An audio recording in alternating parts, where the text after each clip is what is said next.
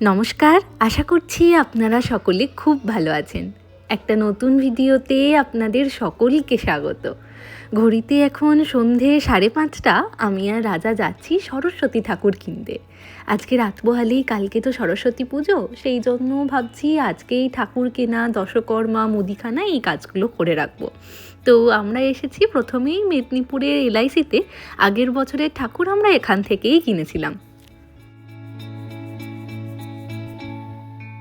মোটামুটি একটা ঠাকুর পছন্দ করা হয়ে গিয়েছে, উনি এখন ওটাকেই প্যাকিং করে দিচ্ছেন। তো আজকে ভাবছি ফলটাও কিনে রাখবো, শুধু কালকে সকালবেলা রাজা গিয়ে মিষ্টি আর ফুলটা নিয়ে আসবে।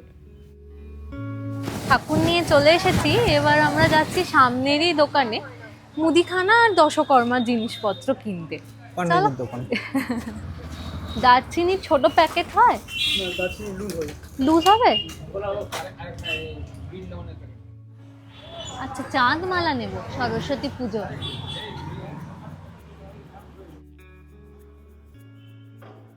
পুজো জোগাড় শুরু করে দিয়েছো?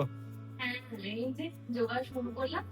সবজিগুলো সব বার করে রেখেছি, ফলগুলো বার করে রেখেছি, সমস্ত বাসনপত্রগুলো বার করে রেখেছি। এবার সব ধোয়াধুয়ি করবো, তারপর বাকি জোগাড়। তুমি চান করলে? জোগাড় করবো তো, ওই জন্য স্নান করে নিলাম। তাহলে আমিও চান করে নিই, তারপর তোমাকে কিছু হেল্প করে দেবো। তাই চলে এসো। আমি ফলগুলো, সবজিগুলো সব ধুয়ে নিয়েছি। ওই বাসনগুলো ধুয়ে দেবে, মানে মাজাই আছে, একবার জল ধোয়া করতে হবে। আচ্ছা, ঠিক আছে। বাবার দিকে বারান্দায় যে কলটা আছে, হ্যাঁ, ওদিক থেকে দাও ধুয়ে নিয়ে আসছি।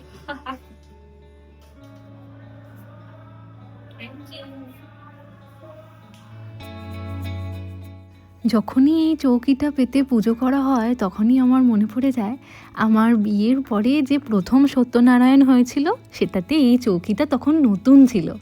এই বাড়িতে আমি প্রথম আলপনা দিয়েছিলাম সত্যনারায়ণ পুজোর দিনেই। এই যে দেখুন, এখনো এখানে ছাপগুলো রয়ে গিয়েছে। প্যাকেটের মধ্যে না অনেক ফুলের মালা আছে, সেই ফলস, গাঁদা ফুলের। দেখো, 2 রকমের কালারের আছে।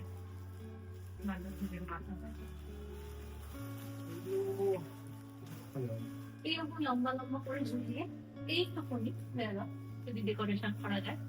আপনারা হয়তো আমাদের আগের বছরের সরস্বতী পুজোর ভিডিওটা দেখেছেন। বাবা একটা নতুন প্যান্ডেল কিনে এনেছিলেন ছাদে বড় করে সরস্বতী পুজো হবে বলে। সেখানে আমরা 4 জনে মিলে ডেকোরেশন করেছিলাম। তো সেই কথাটা মাথায় রেখেই এবছর অনেক আগের থেকেই আমি এই ফুলের মালাগুলোকে কিনে ফেলেছিলাম, যাতে একটু ভালো করে ডেকোরেশন করা যায়।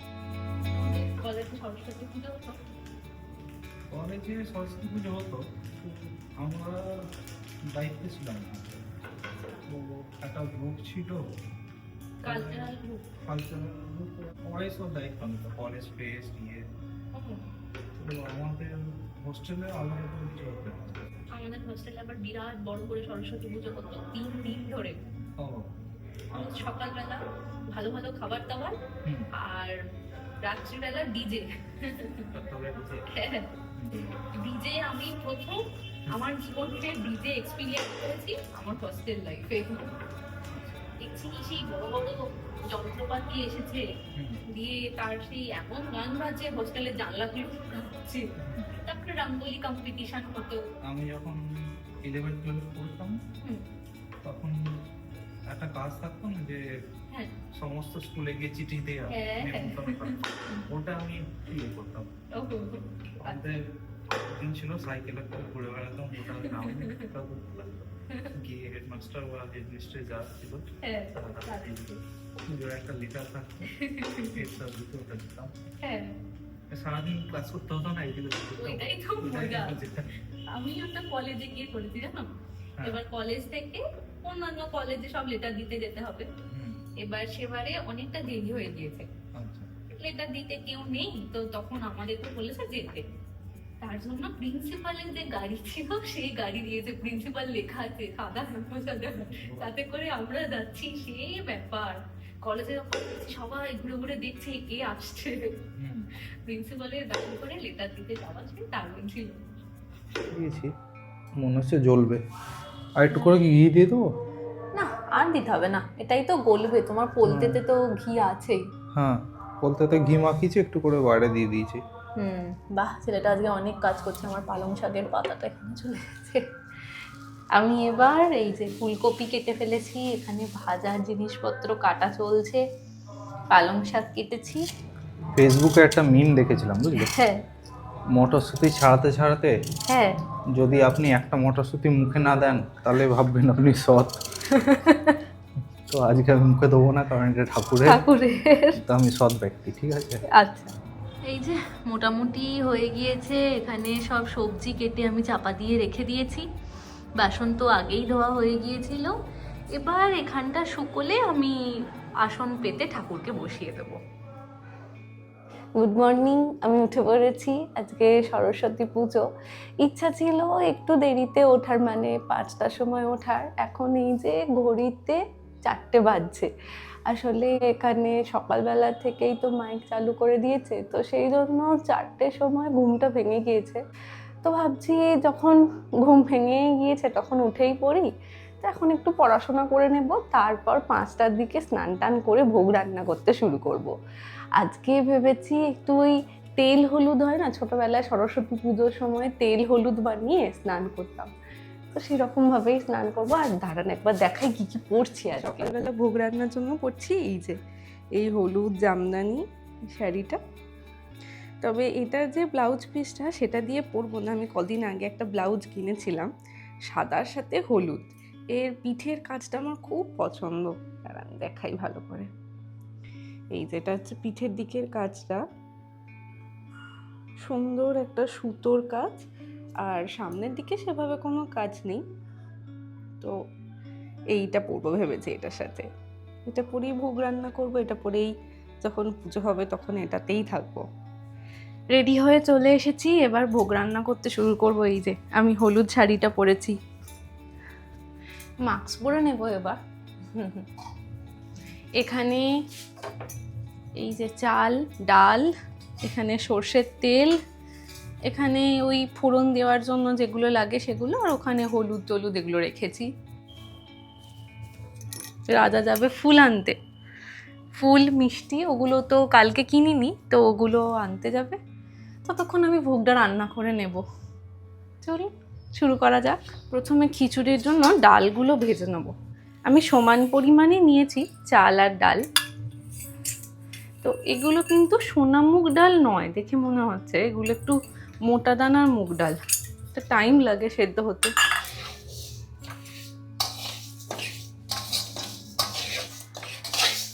ডালটা ভাজা হতে হতে আমি এদিকে ভাজাগুলো শুরু করে দেবো ধীরে ধীরে। এবার ডালটা এখানে প্রায় ভাজা হয়েই এসেছে, এবার তুলে নেব।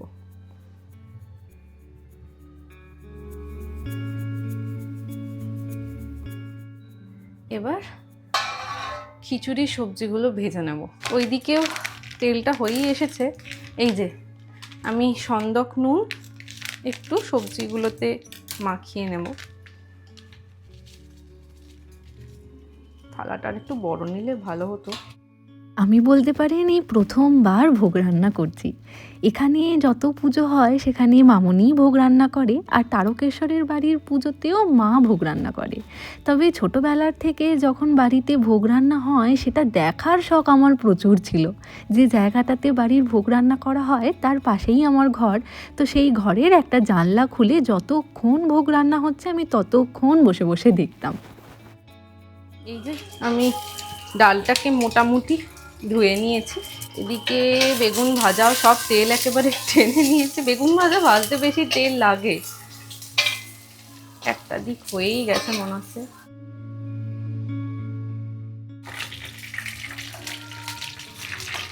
ফুলকপিগুলো হয়ে গেলে আলুটাও ভেজে নেব। এদিকে মাইক বাজতে শুরু হয়ে গেছে। এই যে আলুটাও নিয়ে চলে এসেছি। এটাতেও একটু নুন আর হলুদ মাখাবো আলুটাতে। ভাবছি বেগুনগুলো ভাজা হয়ে গেলে আমি এদিকে খিচুড়িটা আবার বসিয়েই দেবো, নাহলে দেরি হয়ে যাবে, তাই না?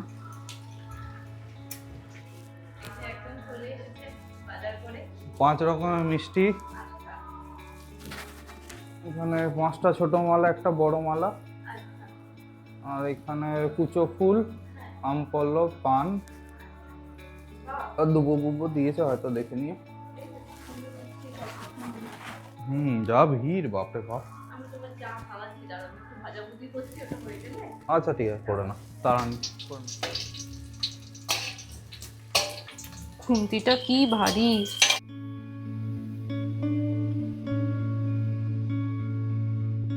ওই কড়াটাতে এই যে কিছু ভাজাভুজি করে নিয়েছি, দিয়ে এটাকে ওইদিকে পাঠিয়ে দিয়েছি, আর এটাকে এদিকে নিয়ে এসেছি। ওটাতে এবার খিচুড়িটা বসিয়ে দেবো, আর এটাতে বাকি ভাজাগুলো করতে থাকবো।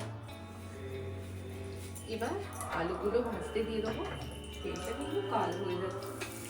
ওদিকে ডালটা সেদ্ধ হতে শুরু করেছে, চালটা একটু পরে দেবো, কারণ গোবিন্দভোগ চাল তো, তার উপরে আমি আবার ধুয়ে রেখেছিলাম ওটাকে। ডালটা সেদ্ধ হতে শুরু করেছে, এই যে সাদা সাদা ফেনাগুলো বেরোচ্ছে, এটাকে ফেলে দেবো, দিয়ে এবার নুন দিয়ে দেবো। এই যে ঠাকুর পাতবো এবার, মানে ঠাকুর বসাবো। ওদিকে একটু একটু করে রান্নার কাজ এগোচ্ছি, আর তারই মাঝখানে হাত ধুয়ে ধুয়ে এসে পুজোর কাজও এগিয়ে রাখছি। মামুনি থাকলে এইসব নিয়ে একেবারে চিন্তা করতে হয় না জানেন। মামুনি তো ভোগের রান্নাটা করে ফেলে, আর ততক্ষণ আমি পুজোর জোগাড়গুলো করি। আলুও ভাজা হয়ে গেছে, ওদিকে ডালটাও হাফ সেদ্ধ মতন হয়েছে। তো এবার আমি ওর মধ্যে গোবিন্দভোগ চালটা দিয়ে দেবো। আমি গোবিন্দভোগ চালটাকে ভালো করে ধুয়ে জলটাকে শুকিয়ে নিয়ে ওর মধ্যে একটু ঘি মাখিয়ে রেখেছিলাম।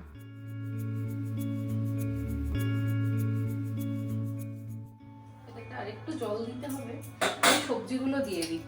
আলুগুলো আর ফুলকপিগুলো ভাজা ছিল,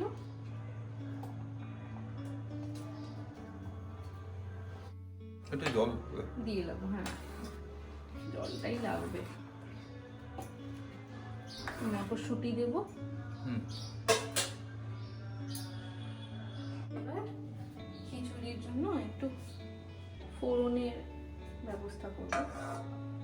অল্প তেল দিলাম, এর মধ্যে দুটো তেজপাতা, জিরে দিচ্ছি, আর দিচ্ছি লবঙ্গ আর দারচিনি।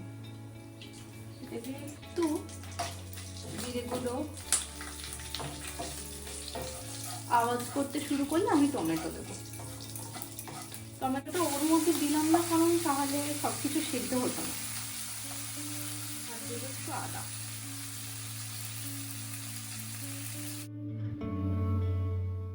মশলা কষানো হয়ে গিয়েছে, এবার এটাকে উপর থেকে খিচুড়ির মধ্যে মিশিয়ে দেবো। ব্যাস, তারপর একটু ঘি আর গরম মশলা গুঁড়ো ছড়িয়ে দিলেই আমাদের ভোগের খিচুড়ি একেবারে তৈরি। এখনও অবধি ঘট বসানোর সময় পাইনি জানেন। সকালবেলা তো আমাদের পুরোহিত মশাই গিয়ে একটু আম পল্লব আর ফুল নিয়ে এসেইছিল, তো এই আম পল্লবে একটু সিঁদুর মাখিয়ে নিয়ে ঘরটাও বসিয়ে দিলাম। ওদিকে আমাদের পুরোহিত মশাই গেছেন স্নান করতে, স্নান করে এলেই পুজোতে বসিয়ে দেবো ভাবছি। আজকে একটু পুজোটা তাড়াতাড়ি শেষ করবার ইচ্ছা রয়েছে, কারণ একে তো আমাকে একটু পড়তে বসতে হবে, কারণ আজকে রাত্রির বেলা 9টার সময় আমার পরীক্ষা রয়েছে।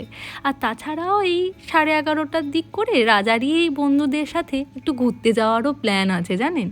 তবে সেই ভিডিও আর আজকে দিচ্ছি না, সেটা আবার পরের দিনের জন্যই রেখে দিলাম। এই ভিডিওর সঙ্গে দিলে অনেকটা বড় হয়ে যাবে।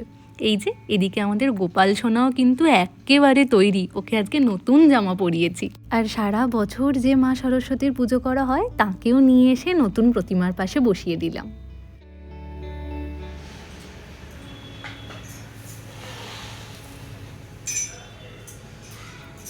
খিচুড়ি, মিষ্টি, এই যে ভাজা, ভাজা, ফল, ফুল, পুজো কমপ্লিট। পুরোহিত আসতে হবে তো। গোটা ফল দেবে যে বললে? হ্যাঁ, তো গোটা ফলের করেছে, একটা কাটা ফলেরও একটাই করবো। আচ্ছা, এই যে পুরোহিত মশাই বই হাতে নিয়ে চলে এসেছেন, দেখাও একবার, তাকাও। বাহ, দারুণ লাগছে। বইগুলো কোথায় রাখি? এ পাশটা রেখে তো? হ্যাঁ, ওই পাশটা আমি একটা ফাঁকা মতন জায়গা রেখেছি। দেখো তো, সরাতে হবে। ধরবে না? না, না, ধরে যাবে। ধরে যাবে। আপনি এবার পুজোয় বসে পড়বেন তো? হ্যাঁ, রেডি। ঠিক পুরো আছে। তো দক্ষিণা কোথায়? ও হ্যাঁ, ওটাই সাজানো হয়। দক্ষিণা ছাড়া পুজোয় বসি না পুরোহিত, আগে দক্ষিণা। আর সাজিয়ে দিচ্ছি, তুমি বসো। ওইগুলো আরতির আগে জ্বালিয়ে নেবো, ওগুলো এখন জ্বালানোর দরকার নেই। ভদ্রকালে নম নিত্যং সরস্বতী নম নম নম বেদ বেদাঙ্গ বেদান্ত বিদ্যা স্থানে দেহি নমস্তে।